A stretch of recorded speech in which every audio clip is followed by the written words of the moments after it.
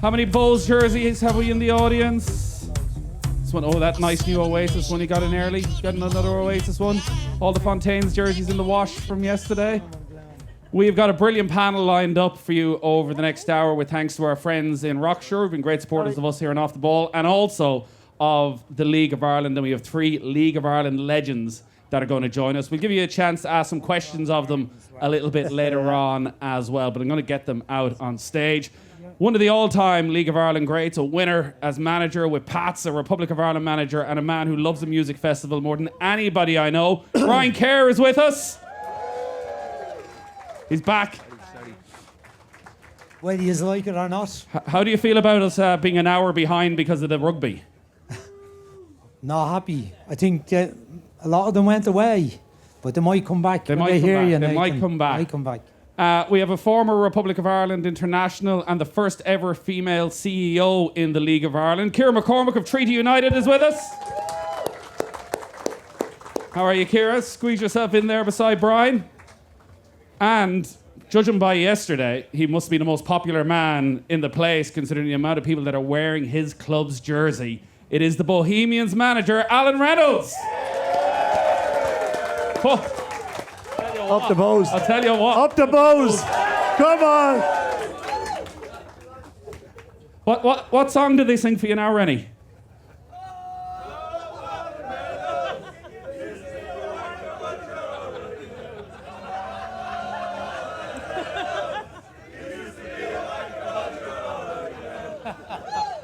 That's what they were singing before last night's game. What were they singing afterwards? Still the same, I'd say. All right, move on, lads. I gave last night's game a miss. I said I'd come along and watch the Fontaines. You left it Stevie O'Donnell, did you? That's it, yeah. Yeah, not the ideal set of circumstances for either of you last night, because unfortunately, Ciara, Treaty were beaten as well, and you spent the morning busy dealing with disciplinary matters. And, geez, you got the quickest ever response out of the FAI's disciplinary appeals committee, I think. I see they've been posting already. You've had your red card overturned. A good morning's work. Yeah. What happened? Just a horrendous call. But in fairness, they overturned it, so good on the FAI. Brian Kerr did have a very good Friday night, though. Who'd you go and see, Brian? Well, you were around as well. Well, we ended up. I saw a band called Baby, BBY, over in one of those yellow and black tents. They were very good. I don't know anyone else was over there. It was a fair crowd. It was really good. I saw a few other people, but obviously hung about among the Boas people for Fontaines late on, and we got a bit delayed trying to get home, but we got there in the end. It's a good night. One of the great things of spending time with Brian, and we spend too much time with each other travelling over to England at games, and that is Brian is one of those great faces. You know, everyone recognises him and they want to chat with him and they want to stop and they want a photo. And we were walking out last night after Fontaines at about 1 a.m. up through the campsite, and the flames were going off in Arcadia, and Brian was stopping and there was photos and all of this. We could see some lad sort of wobbling towards us in the distance, and he was looking at Brian. He's like, I fucking know that guy. I fucking know that guy. And he slowed right down. He goes, yo, I know you. And he put an arm on either shoulder and he goes, Mick McCarthy. He wasn't fucking happy. He wasn't happy either, I can tell you. He's making that up. So what happened last night, Rennie? What happened last night? Where, here or at our game in Dalymount? Did yourself and Kev Doherty, did you kiss and make up? No. Myself and Kevin, no problem, shook hands. I didn't want to shake his hand after the game because they beat us, but look, just one of those. They played well on the night, you know, and they got a break at the end and went on and win. But we're disappointed because it was a massive game for us. Do you, because you've had a few scraps. So there was the one with Kev a couple of weeks ago that was sort of caught on camera. Yourself and Duffer had a bit of argy-bargy. Do you take those things home with you? Like, does it niggle at you, or once the game? No, I over, just think there's somebody that I fancy that I'd knock out that I'm going for it, right? And I looked at Duffer, sized him up for a while, and said, you know what, I'll do him. But no, come here. We've obviously patched it up since. Great fella, massive loss to the league. Massive, great fella, great coach, great manager, which Brian knows all about.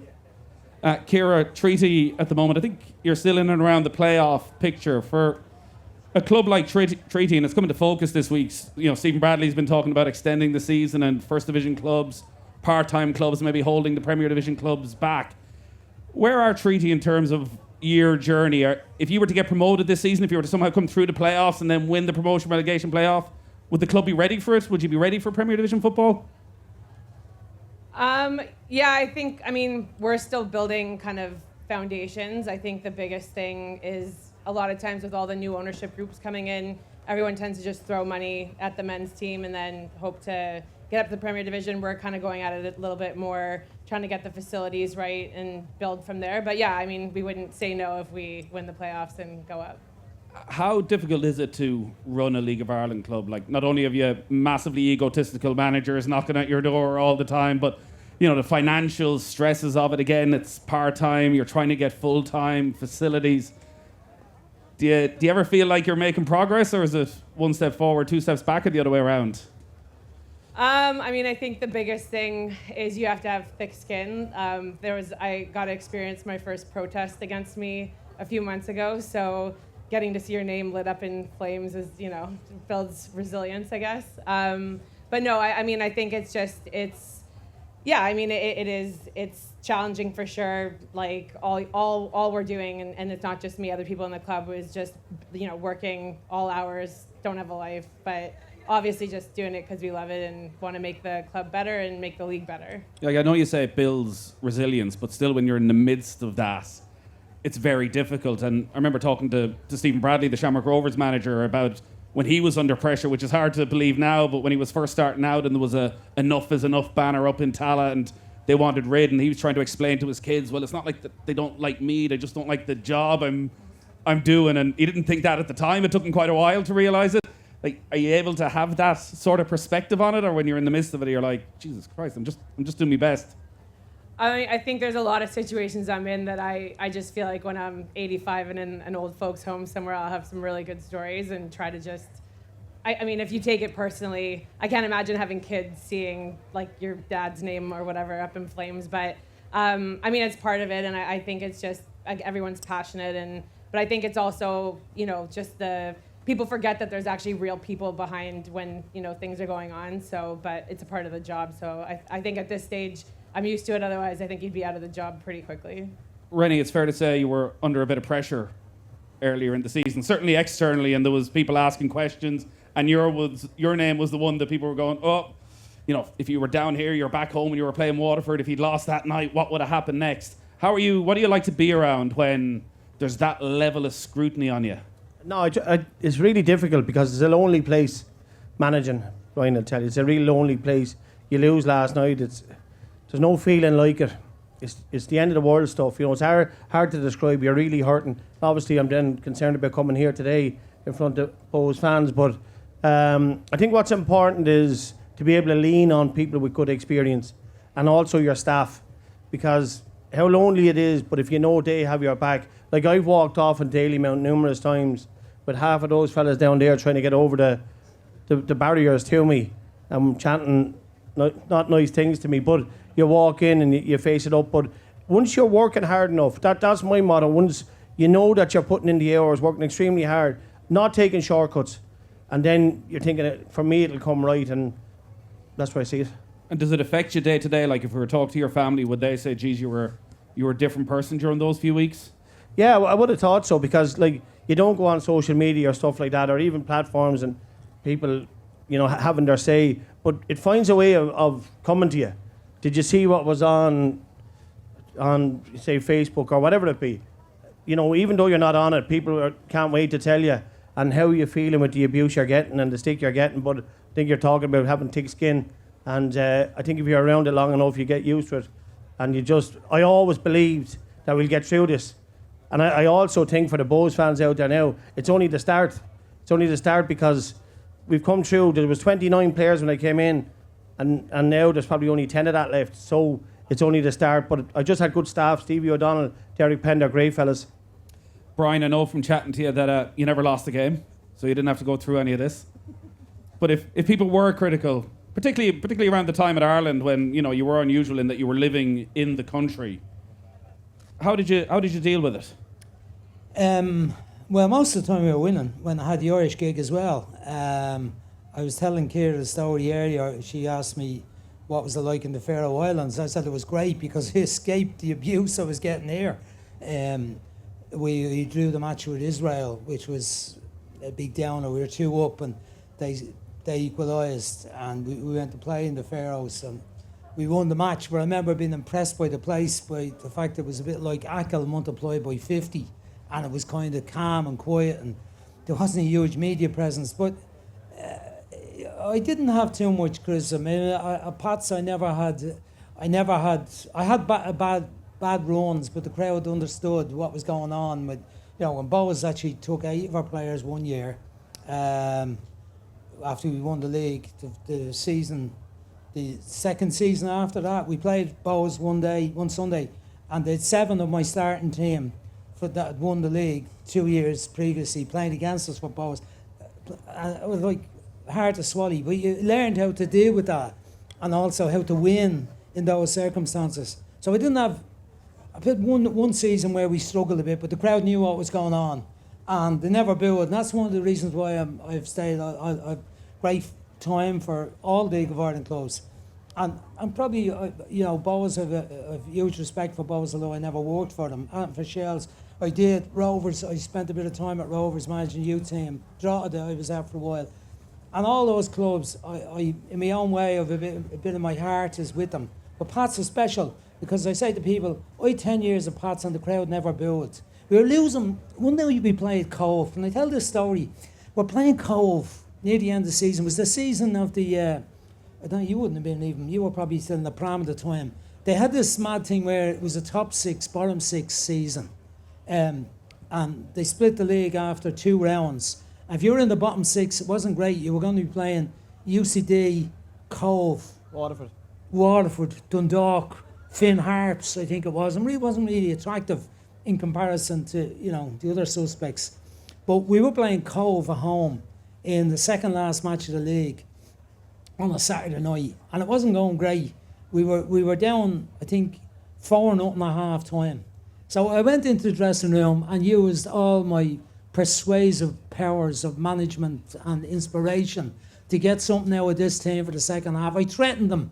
I said, a lot of yous won't be ever playing for this club again. You keep up this sort of stuff like that, real clever, well thought out stuff, I was going to introduce Cromwell into it at one stage, but I didn't. And so they went out in the second half and things got better.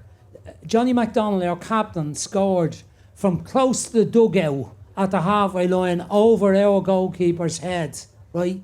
Gareth Bourne making his debut. So we're now 5-0 down, and we got a penalty, and Dave Campbell managed to stick the penalty over the bar. So it wasn't...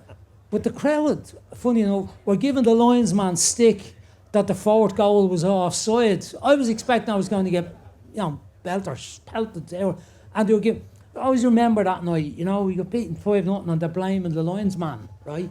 So, we went to Dundalk and won in the last match in Dundalk. I'll never forget, Enda McGill said to me, that Cove must be a great side altogether, right?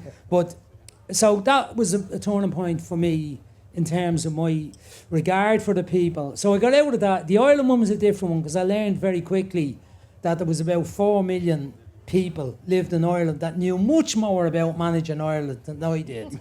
Every day, everywhere I went, like I used to go around the shop and get a paper every day. Now it's everyone beeps their horn when you walk around the shop, get a paper, or shouting out the window, "What are you doing, picking O'Shea right back?" And everyone had an opinion. The women buying carrots in the shop would be telling me, "Oh, it's getting it wrong playing Clinton with Robbie. You should play Alan Lee."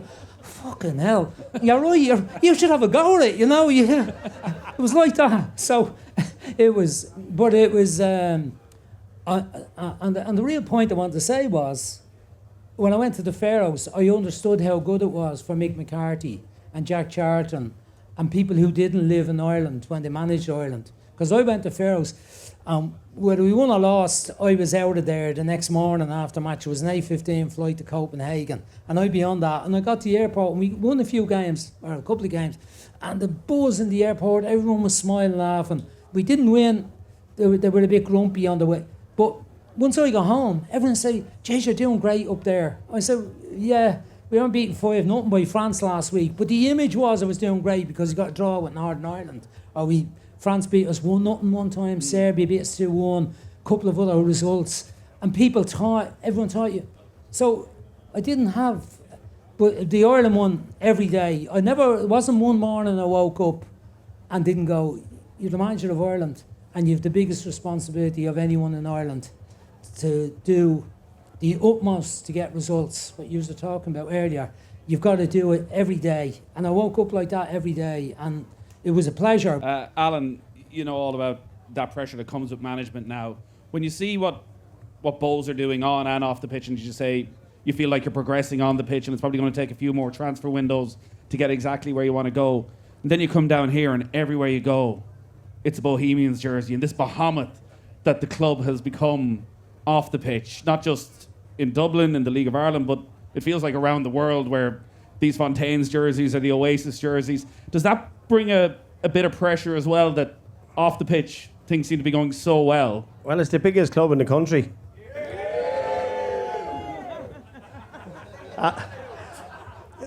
No, but it's... Everyone says that about their own team, you know. No, but it's... you're right. I thought Waterford were. No? Yeah, they were. They could be again, Brian.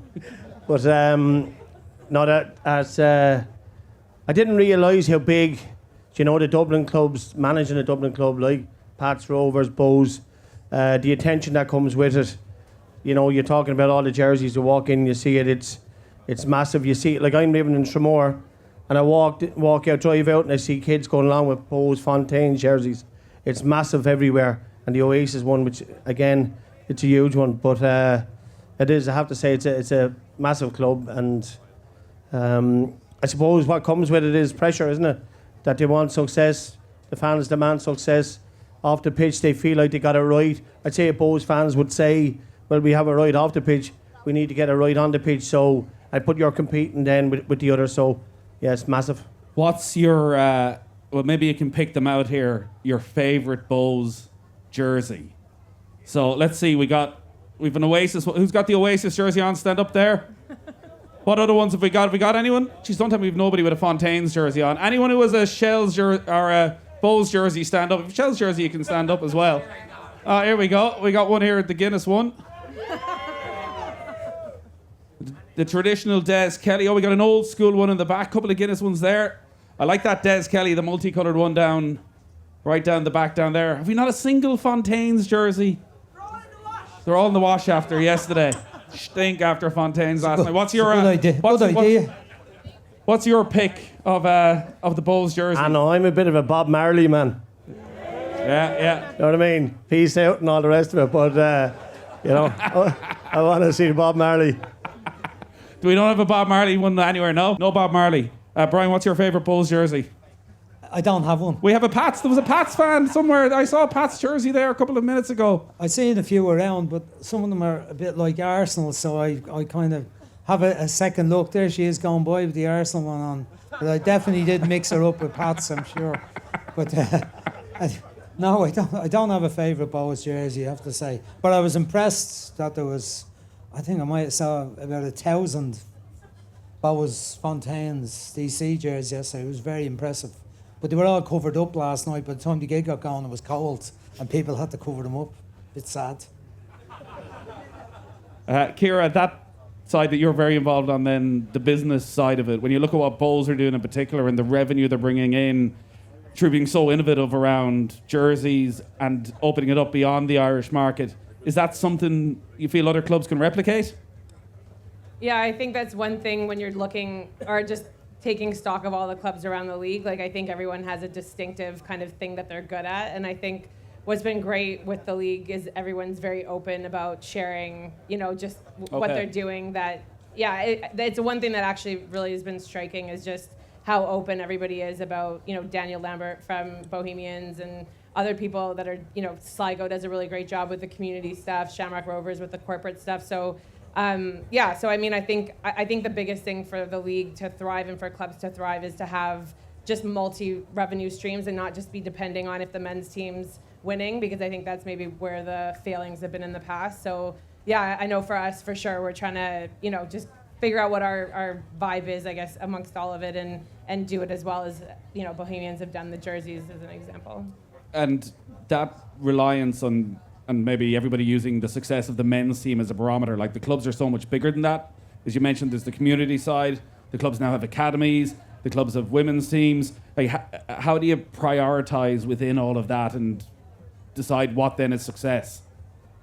Yeah, I mean, I think it's different for every club. For us, we're putting money in on the academy side. We're putting money in on the women's side. We're putting money in on the men's side. We're, spending money building up the facilities, just because that can be a massive cash drain if you're, don't own your own facilities. So, I mean, I think for sure, again, I obviously haven't been around the league as long as these guys have, but in the last couple of years, I think clubs are going towards diversifying through the whole league, because ultimately the senior teams are, they're populated by the academies, and, obviously with women's football as well, I was in Australia for the 2023, the World Cup opener with Australia, and there was 75,000 people there watching the women's side, so I think that's a side of the game for sure as well clubs are starting to focus on. And what's your sense of what's happened since the World Cup around the women's game? Because, we all gave the line of, this will be an Italia 90 type moment, and, well, can we then capitalise on it for the women's game in a way that we never really did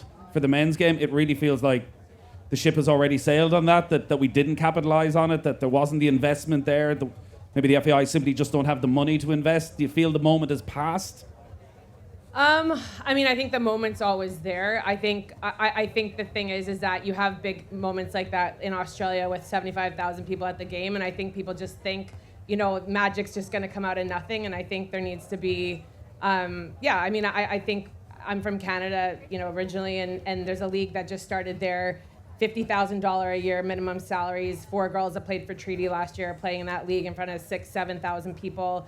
Again, they've invested heavily. They've gotten businesses involved, believing in it. They've marketed it properly. So, I mean, I think the biggest thing that I'm saying at the FAI meetings is, like, we need a commercial director, and we need to be pushing that side of the game, because I don't think things just come out of nowhere. Like, I think you have to have strategy and people in place, and I think the league's moving towards it, but I think that's what's been lacking on the women's side. Brian, what's your take on where the men's side is? Because there's a lot of people patting themselves in the back at the moment that the league has never been in a better position, and there's sellout crowds. The media interest is beyond what it's ever been before. You believe in the hype? Well, it's been an extraordinary turnaround the last few years, particularly with the numbers of people wanting to go to matches. I think, and it's kind of, it's a good thing in many ways that some of the grounds are so small. It's not a good thing that the grounds are in shocking condition, despite the best efforts of the clubs to upgrade them with the limitations they have. 2-sided grounds and grounds without people behind the goal and that sort of stuff drives me mad. Always drove me mad when I was managing. But do I believe in the hype? I think the league has generated its own hype, as some of the personalities have, and there's a lot of young, real quality managers, intelligent fellas, most of them, and I was only messing there, Alan. You didn't get it. Wake up. Anyway, but there's a lot of very good, enthusiastic managers who love the league and who love Irish football, and have that bit of madness about them as well, that they're prepared to fight a corner. So because of the media coverage by Newstalk, Off the Ball, Vision TV, more so that they've come into the picture now, has given the league a better profile. And the managers and the players, I think, have responded to it. And the supporters are turned out. Will they stay going will be the interesting thing. Does it become boring, the 10-team league, in a couple of years' time? I would have a little bit of a fear about that. The repetition of the Dublin derbies. They're great matches, and there's great excitement, but I just worry about sustaining that interest in it. And I think it should be a 12-team league, at least a 12-team top league, but you can't reduce the other league unless. I don't think they should be going for a third division. I think they should be picking the best of possible third division teams, putting them into the first division, and have the promotion, but don't have the relegation for a couple of seasons, and let it settle. Word on the street was Duffer rang you on this Saturday night. See, should he stay or should he go? And you said, you've done enough, Damien. You're his guru, weren't you? No, I didn't have anything to do with it. There have been occasions where he has rang me and asked me about positions and jobs and so on. He did actually speak to me before he took the Shell's job, but he didn't talk to me before I finished. And I was surprised, but I understood. I think everybody, the fact you could end up fighting with a fella, a lovely mild-mannered fella like Alan Reynolds, gave an indication of his state of mind at the time. You know, I mean, like, he can fight with a lot of people, but not with the gentlest of people. He shouldn't be fighting with them. I can understand him getting excited with referees, or maybe with Stephen Bradley if Rovers are beating you. But, you know, there's some things, that was crossing the line. Then they're fighting with this fella. So I knew he wasn't right, and he was... You were totally the innocent party in all this, were you? With yourself and Duffer? Yeah, I know it was just a conversation that... With a certain tone. Yeah, the voice slightly raised. To be fair, it started off all right, and just the levels went up. And in fairness, he backed his corner like he wasn't shying away from anything. Next minute, we were holding each other by the throat, and I was going to myself, this fella's a fucking legend. What am I doing here? Damien Duff, I'm arguing with, and I think the world of as a player, as a coach, but just one of those things. I think years ago there was a lot more of it. Hold on a second now. Go back now to you both have each other by the throat. What happens next? What happened then? The two of us said sorry, shook hands, and we walked out. No, it's yeah. Just somebody came in and said, "Look, that's grow up," and we went out. But act your age, so they started punching each other. Yeah. If you were to have to rely on your assistant managers to intervene, and we all love Stevie O'Donnell, but if it was Stevie against Joey O'Brien at the time, would you have been a bit concerned? No, Stevie wouldn't have a chance there. Joey take him out. But it was premeditated. I just needed to get something off my chest with Duffer. And I knew a stage where he'd be on his own and I'd be on my own. And I thought that was the best way to deal with it. But just getting back to that, I think years ago would happen, there'd be, lots of arguments, but it wouldn't be made a big deal of.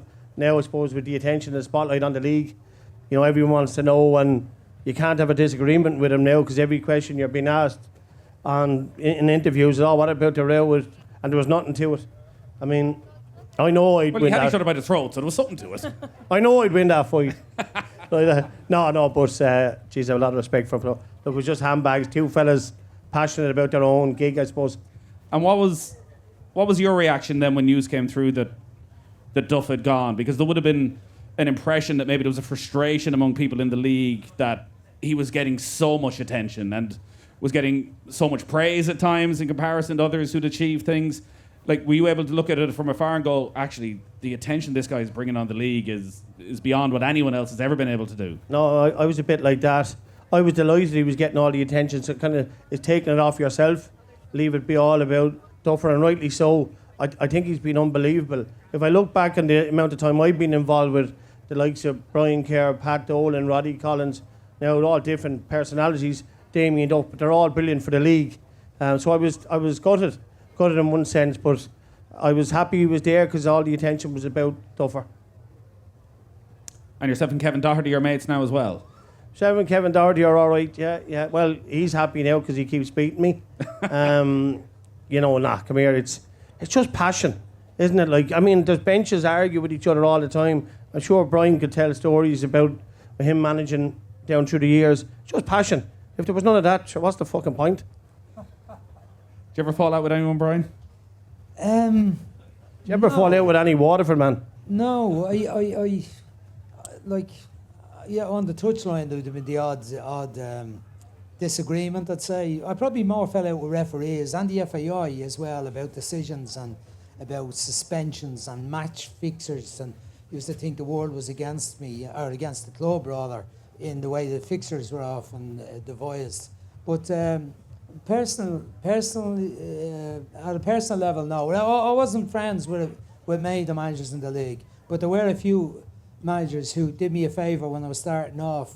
Like, I mentioned Billy Young in particular. We lost him this year. He was a great man, a great Bows man. I did my first coaching course under him up in the school for the deaf in Cabaret. and he was brilliant. But he also, when I got the job at Pats, he was helpful. When I rang him and asked him for a loan of players and stuff, and I suppose he didn't see me much of it as a threat, and he was prepared to help me out a little bit. But Dermot Keeley was player manager of Shamrock Rovers. He was great help to me. But didn't mean when we were playing Rovers or Bows that on the touchline I wouldn't have been excited and so on. But I don't think I ever had I certainly never ended up grabbing anyone by the throat. I was always too windy for that and too small. But I would not have, there was no one in particular that Damien Richardson's programme notes used to frustrate me because I used to write my own programme notes as well for St. Pat's. But Damien's were like, they were like a few pages out of War and Peace, his stuff. And it used to kind of disturb me a little bit that he had time to do that, But it also used to egg me on. I used to say, if he's spending all that time writing them shagging notes, the team might be in great nick and we'll do a job. But no, didn't. Is that how you feel when you read Stephen Kenny's programme notes? I wouldn't waste my time reading that. I mean, unless I wanted to fall I don't asleep. even read that myself. Just to finish up on Duffer, what do you think happens next with him? Where do you think he ends up? Could he manage Ireland? Well, honestly, when he told me about the Shells thing, he asked my opinion, and I said, look, it'll be the biggest thing that's hit the league since John Giles came back from England, which was in the 70s for the young people here. Giles came home from England. He was at me managing West Brom very successfully in what's now the Premier League. And he came back brought back Ray Tracy, Eamon Dunphy and Paddy Mulligan, and they came into Shamrock Rovers and they set up the academy thing and the young players, Jim Beglin from Waterford, Pierce O'Leary and Ciara McCormack, good mate of mine, Dave Henderson, Liam Buckley, and they're the best young players in the country at Rovers at the time. But it was a big deal. It was a big deal that Giles was managing Rovers and he was managing Ireland as well. And they were managing the underage teams between the under 21, under 18. It had a lot, but it was big. But I said to Damien, and I did say to him, you can't afford to throw the head if the bloke brings the balls and they're not pumped exactly as you'd like them, or the pitch isn't marked the way you'd like. I said, sometimes I like that in League of Ireland. And you just have to get on with it and do it yourself the way you'd like it. And just don't lose the head with the bloke, because he'd be doing it for nothing. And you can't. And so I said, stick with it, because he pulled out of a couple of gigs. He pulled out of the Irish gig. He pulled out of Rovers. I said, what are you going to do about Celtic? When the Irish gig came up, and he said, I'm coming home anyway. So he came home. I don't know where he's going to go next. Could he manage Ireland? I'm sure he could. And if that job becomes available again in the next few years, I'm sure he'll be in with a fair show. I'd love to see him getting a go at it. We got Davy Russell coming up in a few minutes' time with Ger, which is going to be brilliant, so do hang on for that. We do have time for a couple of questions from the crowd. If anybody has any questions they want to ask Brian or Rennie. Nothing tactical. Nothing tactical. Should say, Rennie, this is it is obviously a return home to you. You're a local boy. You were just saying you had your wedding photographs taken probably in this exact spot. Yeah, that didn't go well. But yeah, I did, just around the corner there. Brought back great memories. Question. Yeah, question. A lot of my energy is expended at League of Ireland games, and maybe Alan's is as well, given out about referees. We have a lot of, we're basically a full-time league now. We have full-time managers, full-time players. Is it time for full-time referees? Yeah, I'd love to see it, and I'm sure if you had the referees here, they'd love to be full-time as well, but it comes down to the funding, doesn't it? It's a thankless job for me doing that. I'm talking to the lads last night. I wouldn't like to be refereeing Drogheda and Bows last night. Some of the carry on out of it, you're trying to manage it, but I'm sure the referees will want that, but I'm not sure where the funding will come from. Any more over here in the far side? Just doing a little jig across. It's all right. There we go. What's your name? My name's Ben Smithers. Brian. Me as a Pats fan, like watching Pats in the FAI Cup final through the years. And I remember your final in 1996. What did you say to Eddie on that penalty? I still haven't talked to him. That's okay. It's only, I let him off for it's only 30 years. I haven't spoken to him since. So the background of it was the first match in Dalymount, we were playing Shelbourne in the cup final in Lansdowne Road. So I'm still old school on that one. And we win 1-0. And their goalkeeper was put off. Goff, Alan Goff. And they're down to 10. And at that time, there was they'd no sub goalkeeper. There was only 3 subs, I think, and they'd no sub keeper. And they ended up putting a lad centre half and goal, Brian Flood. But they scored to equalise. Tony Sheridan got a great goal, and they were down to 10. And we actually. There was the maddest incident I ever saw in a football match in my life now, and I've seen a few. I don't know how many I've seen, a couple of thousand matches. Johnny Glynn had a shot, and your granny would have saved it. She could have thrown her hat on it and made a cup of tea and picked the ball up then and wouldn't have went over the line before she got there with the tea. But anyway, Brian Flood picked her up and he walked into the net with the ball under his arm and started pulling out, the old bus roll streamers, the bus tickets from when we had scored the first goal were in the net, and he started pulling them out. And the ball under his arm in the goal. Now, Giles was doing the commentary on the telly, and Giles said, "That's a goal. That's a goal, George." And the camera went showing the replay of the shot, and they didn't show. And then Ray Duffy was playing centre half for Shells, and he went, come out with the goal. And so he came out with the goal, put the ball on the goal line, continued on his job with the streamers. How he got that time, that's another day's work. Anyway, he comes in, then he picks up the ball and he kicks it out. So that's like, it should have been a bleeding hot ball on the goal line, right? But the ball was, so that was a couple of minutes ago. I was my usual calm self on the touchline, doing my fucking nut, right? And I waited on the ref. It was Pat Kelly. He was a good referee until that day. I used to think he was a very good referee until that day. So he's coming down with the 2 other Cork fellas, the 2 linesmen, and they're coming down. I'm waiting on them coming down the few steps towards the.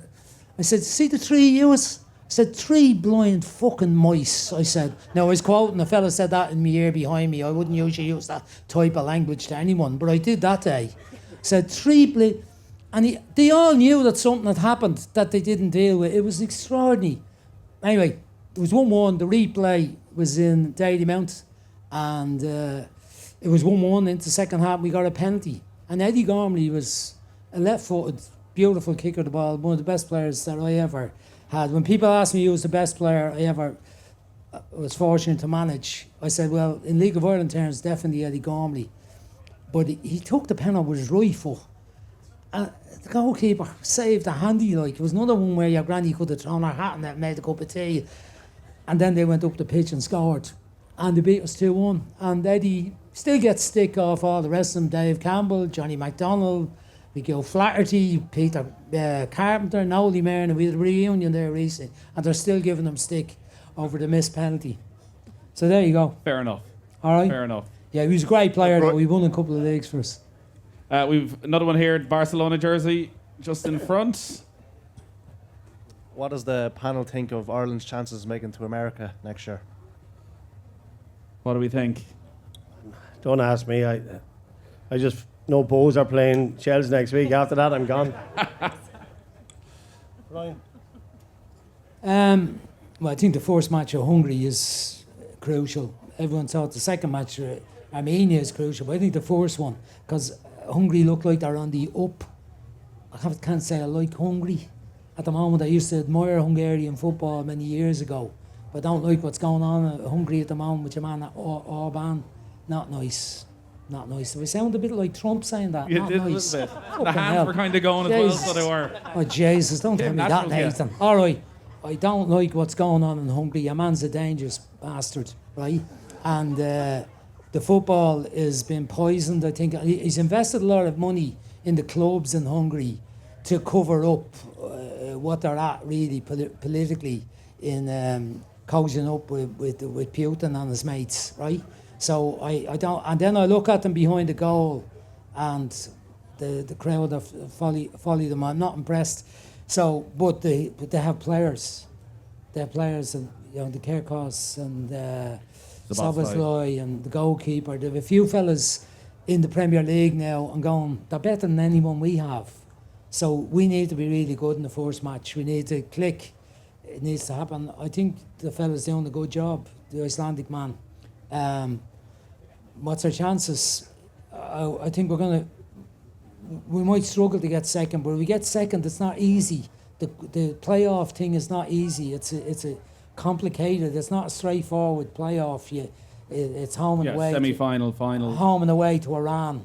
So I think it's going to be difficult. But a lot of players just maturing now at the right time. I hope Finn is fit because I think he's a good player. He's going to be a very good player. And I like Smallbone. I think he's going to be a player. They'll improve that area of the pitch. We need another player in there. But defensive options are good.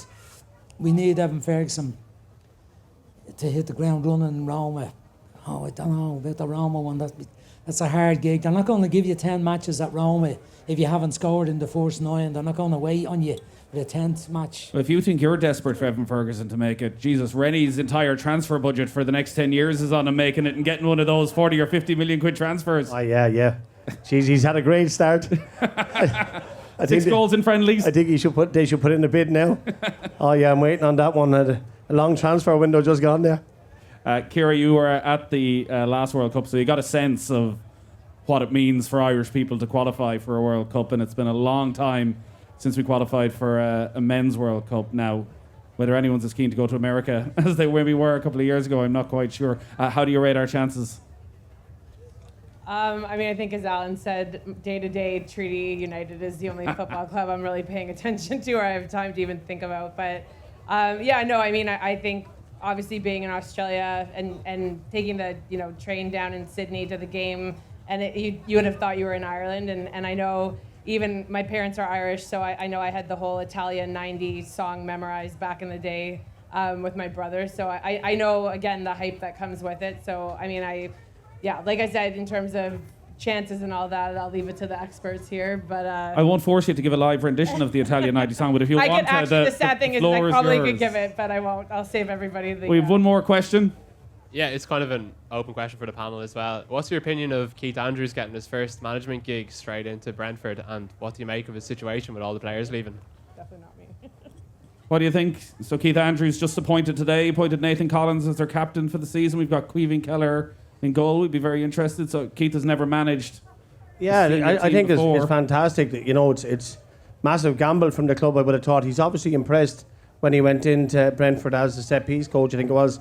He's impressed. I know he likes to talk, Keith, so he's talked himself into a good gig there. But I do think that Evan, all right with that? I think Jordan Henderson going in, as an experienced player will help him. But good luck to him. Keith is a talker. There's no doubt about that, Brian. We spent plenty of time with him through the years and commentaries and things like that. He's also, I would say, to his credit, a word you might use, he is a grafter. Like, he's not afraid to go and get stuck in and do the work, whether it was on the media side of things, whether it's going in as Stephen Kenny's assistant, and let's be honest, sticking with him when nobody else was, going and working at Sheffield United, going to Brentford and sort of specialising on the set-piece side of things. But it's still a massive opportunity, but it feels from the outside like a very surprising one. Well, he has always been very opinionated. When we've been in the studio, I worked with him and about managers and coaches and styles and so on. But I was a great admiration for him because I picked him for a youth match one night. It was a handy one against England. And we played great, but we beat them 5-0, right? And I after the match, I said, I got to do something with this law. It was a lot of hope. We were after winning a couple of European titles, and there was a lot of place was packed, tickets were scarce. 5-0, Jesus, to England. But Keith suffered the brunt of my displeasure.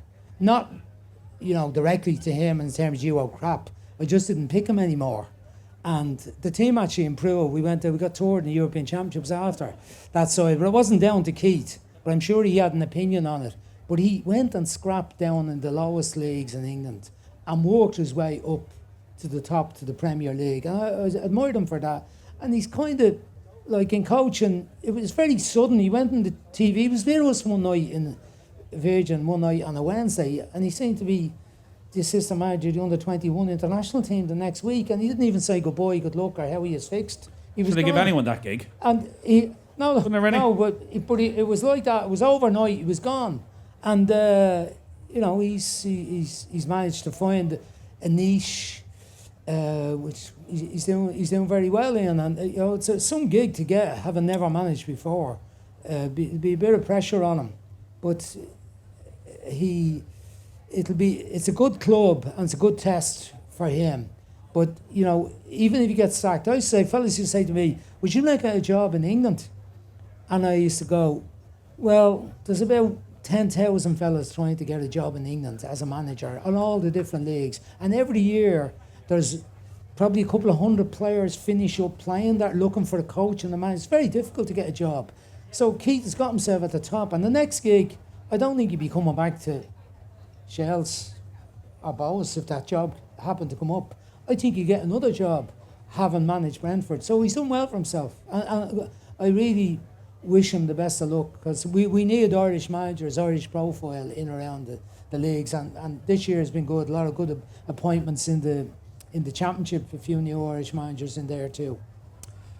We got to leave it there, but before we do, there's one thing we always have to do, which is get Brian Kerr's recommendations for the evening as to who, if you're not in the Go Loud tent, if at some stage you'd venture out to see some of the bands, Brian is on top of it all. So what are you going to recommend here to honestly, Ciara and Rennie? You have me run ragged here. I haven't even had time to look at me list with the pink hearts on them. You know that one, you pick out the one. And then I realised I picked 3 that were on the same time I'm on here. How sensible was that? 3 or 4. Bren Berry. I said, oh, how are you, Bren? I'll see you a gig tomorrow. And he said, no, you won't. I said, why? When he said, because you're on the same time as me. So I missed Bren Berry and a few others. Bren is lad, he's the booking manager for Vicar Street, but he decided he should do it himself. He'd do it better. He brought out his first album at 60 years of age this year. So just hope for us all. But you've missed it now anyway. It doesn't matter. That's just have to stick with CMAT later on and put up with that. Ciara, who are you going to go see? Bit of CMAT? I have no idea. I Follow Brian. He'll lead you in the right direction. Somewhere astray. No, not astray, but somewhere I find something a bit different. I usually find something a bit different. Rennie, you'll be on your best behaviour now. You got every Bulls fan waiting to take a picture of me. He's out in the piss the night after we got beaten. Up the Bows! We are done. Please give it up for our panel. For Brian Kerr, for Kerr McCormack, for Alan Reynolds. Ger Gilroy is coming up right after this with Davy Russell, who's just had an unbelievable, fascinating career. So they're going to be in here in a minute. So do stick with us. But thank you all very much for coming out. Good luck. Thank you. Thank you.